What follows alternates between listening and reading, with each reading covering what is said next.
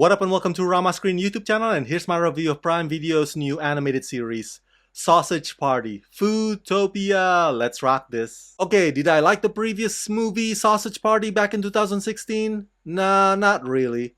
Yeah, I thought the kitchen massacre scene was clever. It was outrageous, I give him that.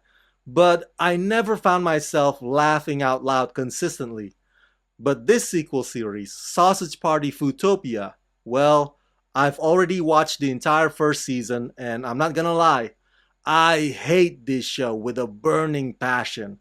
Like, absolute massive hatred for it. Sausage Party Foodtopia is disgusting, it's repulsive, it's pointless, and mind you, I have a pretty high tolerance when it comes to raunchy, offensive comedies, being a forever South Park and Family Guy fan myself. But Sausage Party Foodtopia is gross, just for gross sake. The whole thing is only about pushing buttons, and it's missing the most important ingredient, which is, it forgets to be funny. And that's the most criminal part about all this. You can't claim to be comedy if all you're ever gonna do is just come up with a million different ways that food can fuck each other and that's it. Where's the goddamn joke, man? At least the previous movie had some elements about it that smartly critique our society, but this wannabe Lord of the Flies is just simply plastering human society functions onto the food without any sensible humor nor thought-provoking effort at all. Based on the 2016 animated feature Sausage Party, the series Sausage Party Foodtopia follows Frank, Brenda, Barry, and Sammy as they try to build their own food society.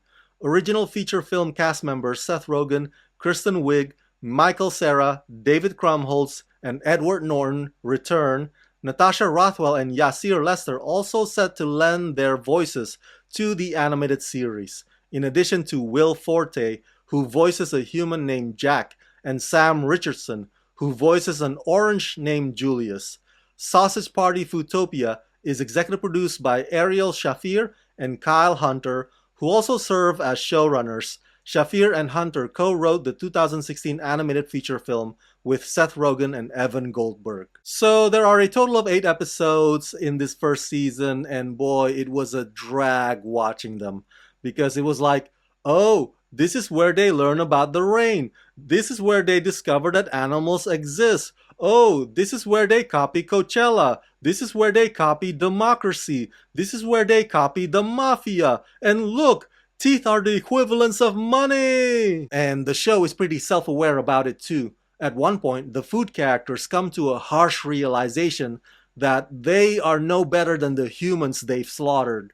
And that's pretty much how it goes from episode to episode to episode, and that's all it's got going for them. The only silver lining for me is Michael Cera's hot dog character, Barry, is no longer the timid, scared little fella in the previous movie.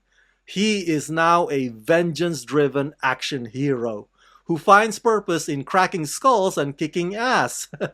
So, some of the action sequences involving Barry are somewhat exciting, and they mildly make up for everything else about this show that's bloated and dreadfully on the nose. Now, the part about going up a human's butthole and controlling their movement is weird. Yes, totally weird. And I still could not see the humor in that.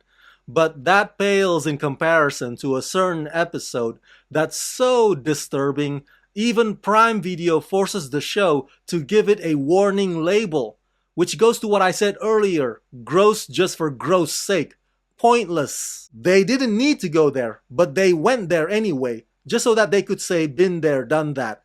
It's a collection of shock value for no reason other than giving you shock value, and you are left wondering, what the fuck did I just watch? Or, I feel like I want to throw up. I'm telling you, the jokes seem to be nothing more than an afterthought for them.